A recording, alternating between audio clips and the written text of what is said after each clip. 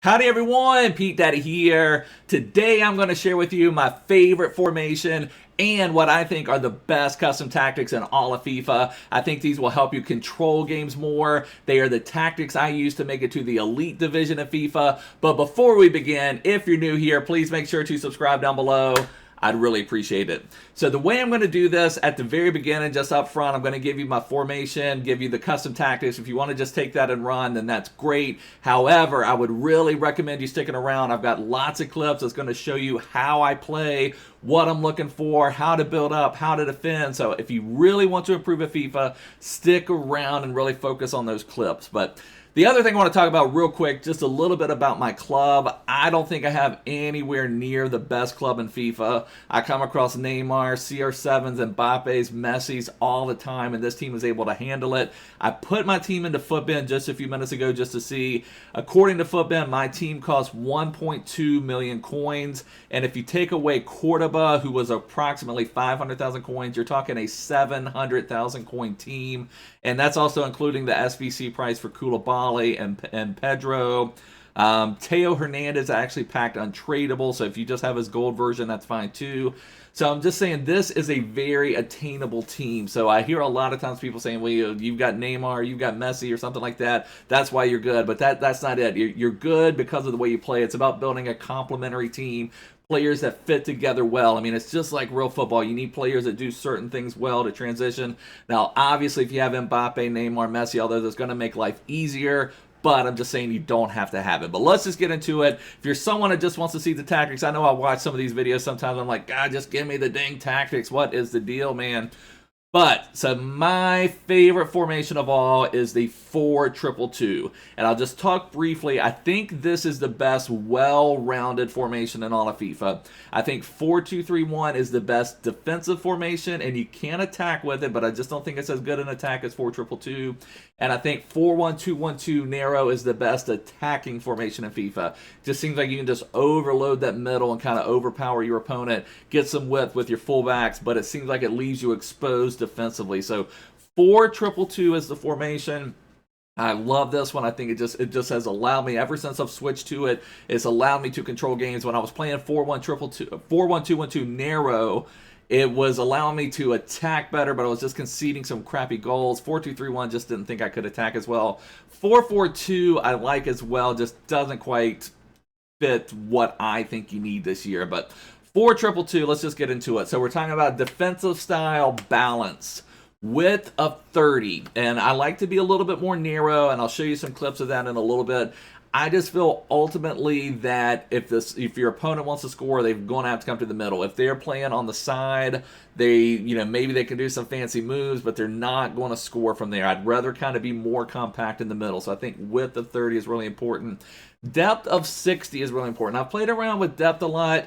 And I play on the new gen. I'm playing on PlayStation 5. I've heard varying reports that sometimes the older gen console, if you're playing on the PS4 version, or if you're playing on just the PS4 itself, that maybe it reacts a little bit differently. So just keep that in mind. This is new gen console stuff. But it seems like even when I turn this up to 100, it doesn't make that big of a difference. If I'm trailing by a goal, I will sometimes put it up to 100. Can't tell that big of a difference depending on how my opponent is playing. If you're playing someone who is just really super drop back, and it seems like just even when you put it on 100 depth, your players drop back. It seems like it's just the way FIFA is working, especially on the new gen. It seems like so. 60 depth is what I recommend. It seems to give you that nice balance to where you can win the ball back up, at midfield area. So if you can get a couple easy transition goals in a game, it makes a big difference. Build up play balanced and chance creation balanced. If I'm pushing or if I need something, I will sometimes change this to direct passing. I'm a big fan of direct passing this year if you want to get something else going in the final third, so I do like direct passing. My offensive width is also 30, and now I know I mentioned that I like to be compact defensively, but I also want to have my ram and my lamb involved in the attack. But I will also show you some clips. You still get that width. Width is important in FIFA because a lot of times that just drags your opponent out. And I will show you the clips on this, but the width of 30 keeps it where I think you still get the benefit of the wide attack down the wing, but in the final third, your ram and lamb kind of collapse to help you, to give you that extra oomph, especially when your opponent ends up with like all 11 guys back. Players in box, I like this at 7, and what this seems to do is get my CDMs forward a little bit more, but they will still track back and cover. So I like players in box at 7. Corners and free kicks, this is just kind of a personal preference.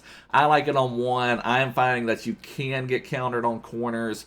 I generally, when I do a corner, I have Marko Arnautovic, who is 6'4". I just select him, try to get it on his head. Otherwise, I'll play it short, try to work it for a long-range finesse shot. So either way, I just like having it on 1 to limit the possibility of being countered. Let's talk a little bit about formations, who you want where. I have Pedro and Marko Arnautovic as my strikers. The downside on Pedro is he has really great acceleration, but not a lot of sprint speed. I think if I had someone with a little bit more sprint speed, I could get some easier goals in transition just with over-the-top through balls, but I don't get a lot of that with Pedro. But if you have someone who's quick, what I do like about Pedro, he's 5-star weak foot. He's very agile, so in the final third, when I get him the ball in the box, I can twist and turn with him, move him around. He has good passing, able to find people. Arnautovic is just a prototypical striker, 6'4", strong, but he's still very agile in the box. On my lamb, you still really want your right-footed player on the left in FIFA 22 because you want him to be able to cut inside and be able to take that finesse shot. Same thing on the right. I've got Dybala, my left-footed player, on the right. So you want him to be able to cut inside and take that finesse shot. The downside, though, is if I'm running up the wing with Dybala, for example, and I want to cross it across, I'm using his poor weak foot. So that can be a little bit of a trade-off. You just kind of have to be aware of that. CDM position, I like having 1 just destroyer. Vidal is my bulldog, my destroyer. Barella is my two-way player. So you just, again, we're talking about complementary players. So, another example, Conte is another just destroyer in the midfield. Now, he doesn't have that size, but he's got that just whatever quality Conte has, just where he can be everywhere. Onyeka would be a good one. Frankie de Jong, someone who's just going to be disruptive in the midfield. That's Vidal. Barella, though, has those attacking qualities where he can also get forward. And then at the back, Theo, Hernandez, Cuadrado. I feel like your back 4 is really important this year. So definitely make sure to get the best you can get at those positions. Pace, defending, defensive awareness is very important. So that's just how I have it set up. Instructions, take a look at that. On my strikers, absolutely nothing. I want them to be very versatile. Now, if I had someone who's a little bit faster, I would maybe consider getting behind, but I'll say this again. I talk about this every year. Make sure you are triggering runs. LB, L1, use that to trigger runs. So if I've got the ball with someone and I've recovered it, I'm going to trigger a run if I want Pedro to go, if I want Arnautovic to go, if I want Felipe Anderson. Trigger that run. That's one of the most important things you can learn. So then you don't have to. Then you can kind of get the benefit of them showing their feet. But then if you want them to make a run, trigger it and do it manually. And then you just have a lot more control over the game. On my lamb and ram, come back on defense, get into the box for cross, because I want them to come back, and I'll show some clips of this. The way this defends, and when you look at it, if you compare it to, say, the 4-4-2 second variation, it looks very similar, except instead of the left mid and right mid, you have the lamb and the ram, but they're in a very similar position. This defends in a 4-4-2, especially when you have that comeback on defense instruction, and that works really well just to give you that extra oomph. So then you're getting that benefit of the 4-4-2 defense, where you've got the 2, the wave of 2, the wave of 4, and that next wave of 4. So you're getting that really solid defense where it's hard for your opponent to break you down. So on both of them, come back on defense, get into the box for cross. On my destroyer CDM, I've got him on cut passing lanes, stay back while attacking, and cover center. I want him to be back a little bit more, but one thing I like about Vidal, and I was surprised to double, I'm 99% sure he has high work rate, so he still gets forward a little bit with that stay back while attacking. He's not hanging out at midfield or anything like that. He still gets involved in the final third when you need him. Barella, I've got him on completely balanced except for cover center. I want him to get forward. I want him to get back. I want him to be everywhere on the pitch, just doing lots of different things. This is a very important position because the one downside of the 4-2-3-1 is you don't have that central cam. So Barella needs to kind of fill that role of that cam. So we get the benefit of the two strikers, plus we can kind of have someone centrally that we can use to facilitate the attack. So that makes a big difference. The other reason I think, and I didn't really mention this, but on the 4-2-2, sometimes on the compared to the 4-2-3-1, having that central cam makes a big difference for setting up attack, for making those passes to link up play. But this year, driven passes are so OP, you can pretty much just bypass that cam position this year. On fullback, stay back while attacking. On the complete back four, stay back while attacking. You just want them to stay back. They will still get forward a little bit, but you just want them to stay back. And then on my keeper, I have him on comes for crosses and sweeper keeper. I just want him to be active. I want him doing something. I want to feel like my keeper is doing something to prevent the goal. So I'd rather him just be out there doing something. So those are my instructions. Those are the formation. Let's get to the clips and look at how to actually play this in game. So the first one I want to talk about is the benefit of two strikers. I've seen some people talk about 4-2-3-1 being the greatest, and I like 4-2-3-1. I just don't think it gives you enough in attack. But what two strikers allows you to do, so let me just play this clip here. So just notice the positioning here, and I'll try to highlight as much of this as I can. So we've got our two strikers up top here. We've won the ball back, or we have the ball here with Barella, I believe it is. And so now one of the most dangerous things you can do in FIFA this year is make these passes where you're passing directly in and then directly across. So when you have the two strikers, the cam would maybe be somewhere, let's just say our cam was maybe a little bit further out. You're not able to do those types of passes. But let's just play the clip. Let me clear everything here. And just take a look at how this settles up. So we have those quick 1-2 passes with the striker that I don't think you would get as much with if you had the central cam. And that just is a great way to attack this year. Let me show you a little bit about passing and attacking in the final third. The 4-2-2 allows you to just dominate your opponent, to control the game. You have lots of options, lots of passing options. This year, where the defense just drops so far back, you have to be so patient in your build-up. You can't just force things, so you've got to be very patient in your build-up. So here, let's just play the clip a little bit. You see here where we're at right now. We're playing a little wide. We just don't even have, a lot set up at the moment, but we're going to be patient. We're going to pass around.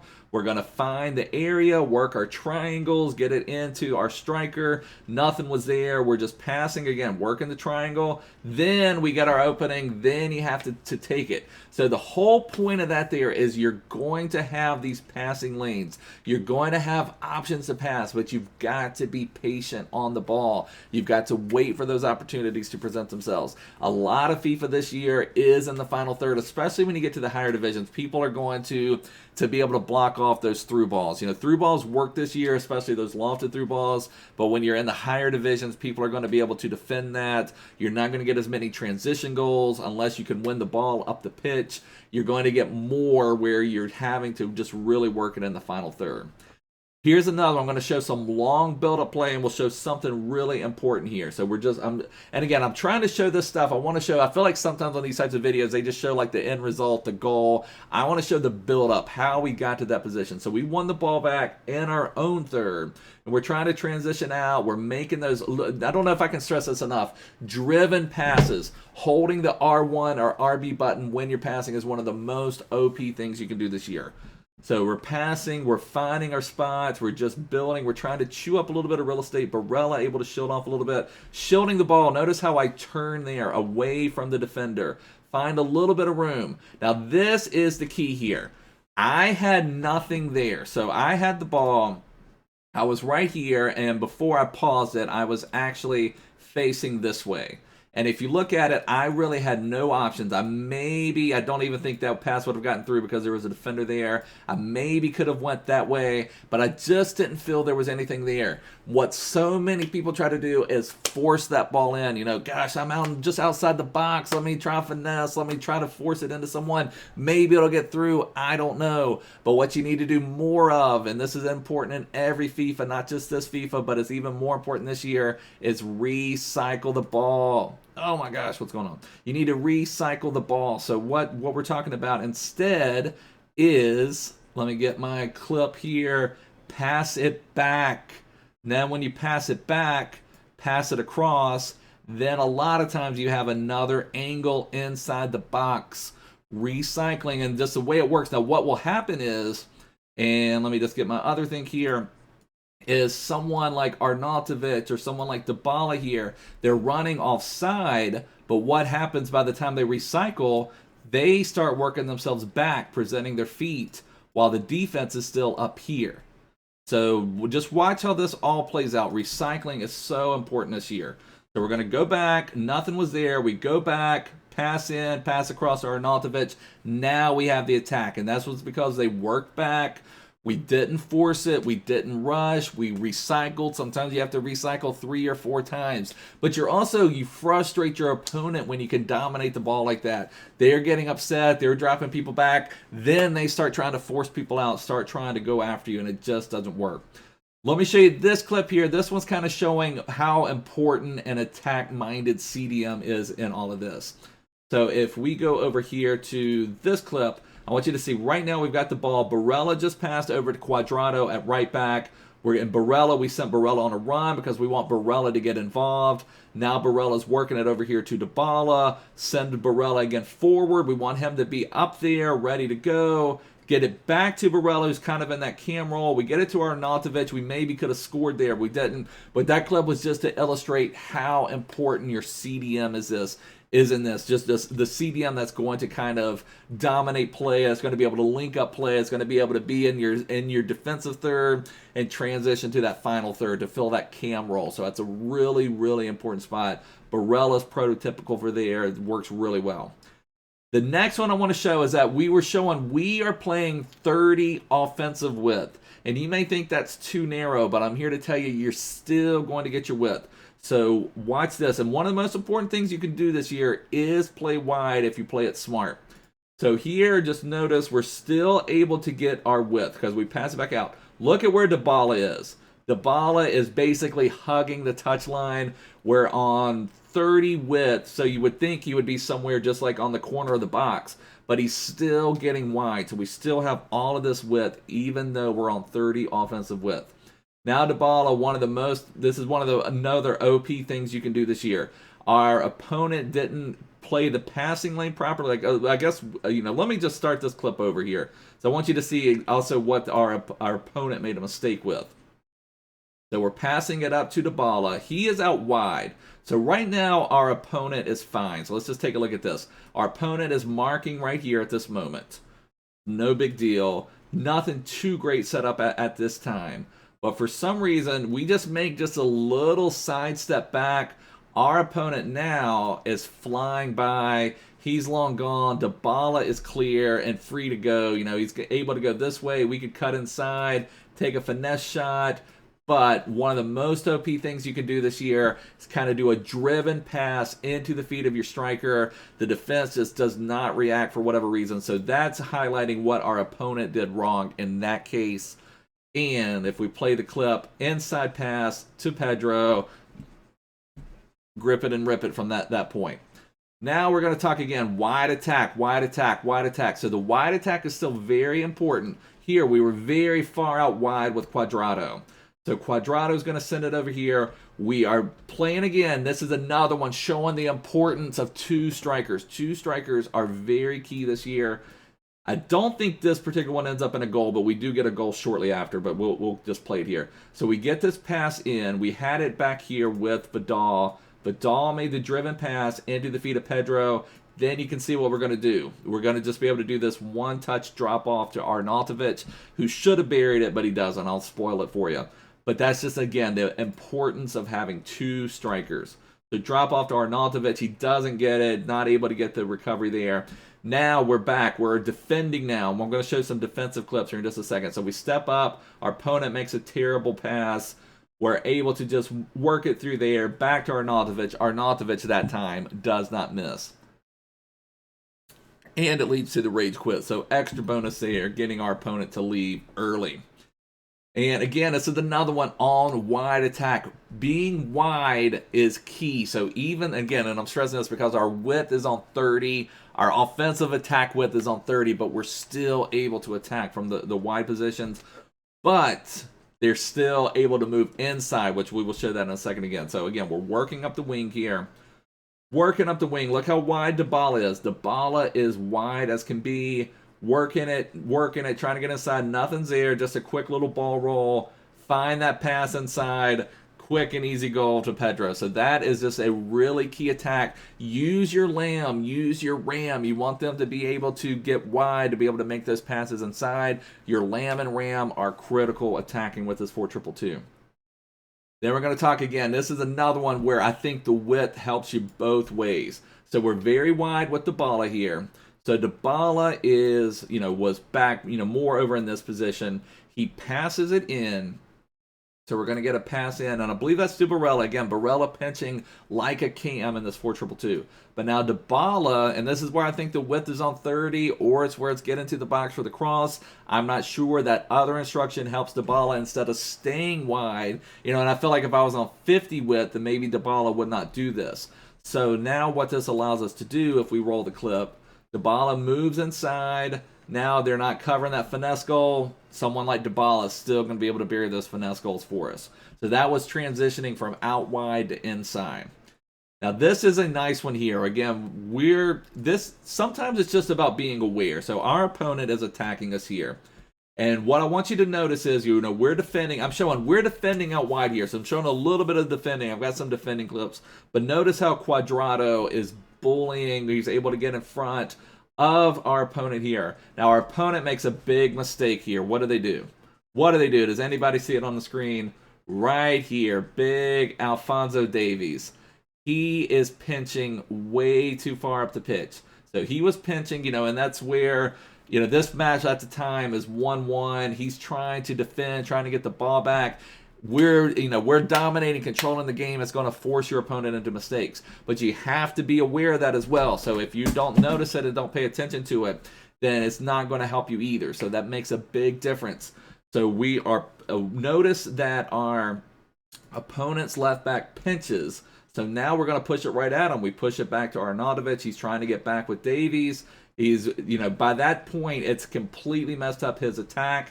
Now we've got our ram eyeing up our lamb on the other side of the pitch. So if we look here, we've got Dybala, we've got Felipe Anderson making the run. Again, look at the width. We've got width on 30. So when they need to be wide, they'll be wide. When they need to be narrow, they'll be narrow. They're on get into the box for the cross. So if we play this out here, we've got Dybala across the pitch to Felipe Anderson, 2-1, and that's going to be game over on that one, and we get a nice champs win. This one here, we're going to start talking a little bit about defending. This one, we're going to lose the ball in the attack, and I'm going to show you my defensive depth. So we notice we're playing 60 defensive depth.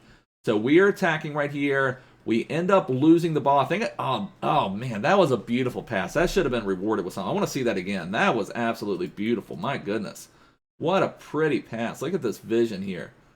So pass in, we did a L1 trigger. I was talking about that again. You can trigger runs, but you can also do a pass with the LB and X, and also be able to trigger a run manually. So if you notice here, what we have at the moment, we've got the ball right here, and I notice Arnautovic making this run, and you can kind of tell just when they're sprinting, they're going to beat the defenders. We make this. Oh, that's a pretty pass. Arnautovic, I don't know how that wasn't a pin. The foul system's kind of crazy here. But this is what I mainly wanted you to notice from this clip. Look where our defense is at.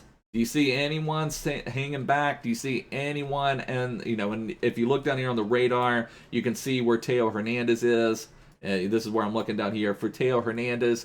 So our defensive depth, we are in the attacking half. So we even at 60 depth is going to make it hard. So our opponent is trying to transition out, but we're not giving them that space to build up the attack. We're not going to give them that space to build up the attack. We're going to force them to do what we want them to do.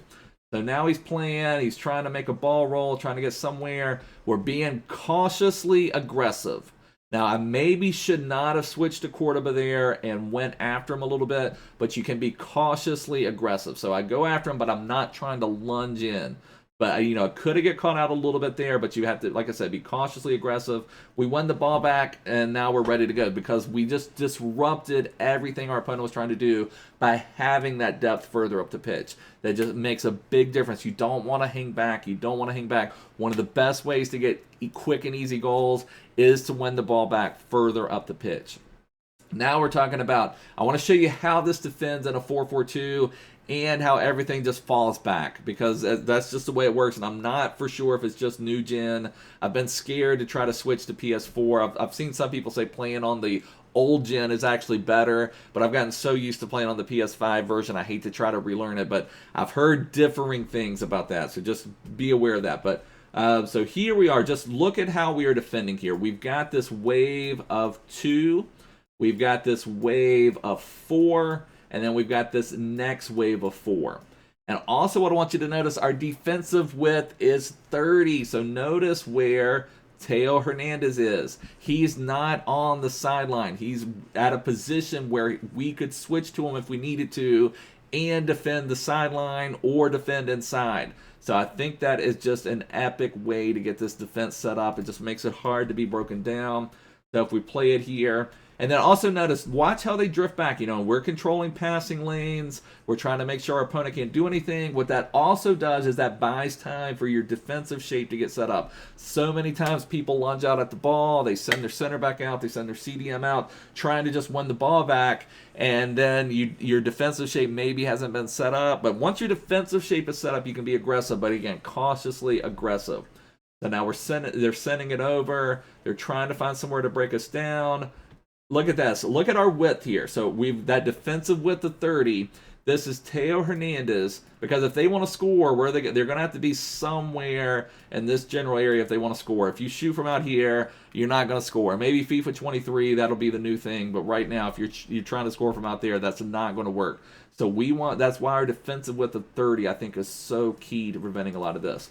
So now our opponent, and then this is a perfect pause actually. Where is our opponent going to go? They probably, if I was the opponent here, what I would have tried to do, I think, is a low driven pass. I mean, just a driven pass into the feet of my striker. But Theo or Vidal maybe would have gotten the ball. Not 100% sure. But you just don't have a lot of options here. And even if they go in there, we've got it pretty much covered. It is what it is. But let's just play this out a little bit. They try to make that pass. Vidal is just right in the passing lane. We're going to show this again. This is showing the defensive width again. This is, again, what I think is some of the key in this. Our opponent tries to switch up play, which, again, is another important thing. I didn't show any clips of that, but switching plays sideline to sideline can definitely help open things up. So that's what our opponent tries to do. But look at who picks off this pass. This is Theo Hernandez. Let me get him highlighted here. So Theo, look at where he is at. He's basically in the middle of the park because our defensive width is on 30. He was able to make that interception. Now the thing is, Theo, now you could say it could leave you kind of exposed. If we look down here on the radar, our opponent maybe could have went further wide, but then Theo wouldn't have jumped that ball. We would have had Theo maybe in this position. Then we would have been able to run with Theo and, still been able to cover it to some degree. This just gives you the best overall chance. Now watch this. We end up, I believe, turning the ball over here. Yeah, poor pass from Felipe Anderson. Not sure why that wasn't connected. But now watch this. Our opponent, did they learn from their mistake? A little bit. Now look what they do. Now they're going wide. Now you could say, okay, Pete, well, that defensive width of 30 is not going to do you too good now, is it? Because look, Teo's here, pretty, narrow, which is what I want. And our opponent, though, is going to be able to make a run down the wing. You've got another guy here. You're going to be in trouble. But what you have to do is not defend it like an idiot. You've got to play the passing lane. Don't go after the ball. Again, if he shoots from right here, and maybe FIFA 23, that'll work. I don't know. If he shoots from right here, nothing will happen, okay? He's not going to be able to shoot from here. So why would you come and play him right on the ball in this scenario? Our defense is not set up. We don't have the shape. We have to buy time for our defense to come back, for them to get set up, for them to be able to roll. So, how are we playing it? We are staying off of this a little bit. Because what do we care if he then passes back here? What, you know, we already said if he shoots from there, we don't care. If he passes back here, we don't care. I don't think even with the low German pass that would get through. If it does, you know, we've got a line of defenders. So there's no threat there. So even though this is maybe the weakness of our defensive width, we're allowing some of the stuff. If you play it smart, you can still defend out wide. You just have to know when to go after them and when not to. This is the time not to go after them. This is a time to just kind of let it play out a little bit. So we just kind of wait, play the passing lane. He makes a dumb pass, probably too late. You know, maybe he was trying to pass somewhere else. I don't know. You never know with FIFA if your passes go where you want them to go. But we force him into something because, again, there's no super threat at that spot where he was at. Now, you know, maybe you could get further in, so you got to play the pass lanes. You got to think. Always be thinking. It's a thinking man's game. I think this is our last clip, actually. So this is our defensive depth. We're going to be dropping back, and then we're going to show you a transition goal. So this one will drag out a little bit. So this is what I want to show right here. Let me just start this clip over and try to pause it from the beginning.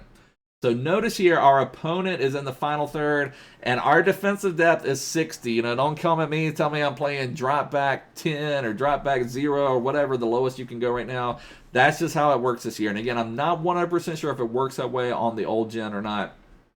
But look at us. We got 1, 2, 3, 4, 5, 6, 7, 8, 9, 10. I didn't highlight him too well. 10 and then 11. 11 all on the screen, and my defensive depth is 60. So even though my defensive depth is 60, as your opponent attacks, they are still going to be dragged back. This even happens, like I said, when I've put my defensive depth at 100, if I'm trying to chase the game a little bit. It's just how it works this year. So our opponent tries to make this crossover. And again, that's another reason why you want to slow them down. Going back to that previous clip, you don't want to jump at someone when you don't have the numbers. Now we have the numbers. We could be a little aggressive. They come out. Now we are in transition. Now we've got the advantage. We're trying to roll a little bit. My guys are not the paciest guys, but they can dribble well. So I usually can't beat people just with pure pace. Look, again, we're working the ball across. We're not forcing anything.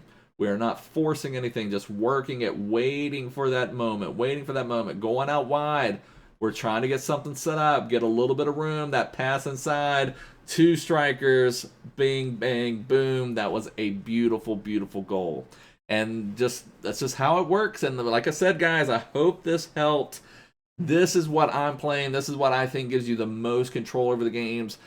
If you need to chase a goal, I would try the 4-1-2-1-2 narrow version. I think that can give you a lot in attack. It just doesn't defend nearly as well for whatever reason. 4-2-3-1 is also great. I just don't think it gives you that oomph and attack that you need. But anyways, guys, this is going to wrap it up for now. If you're new here, please make sure to subscribe down below. But I will see you guys soon. Take care. Bye.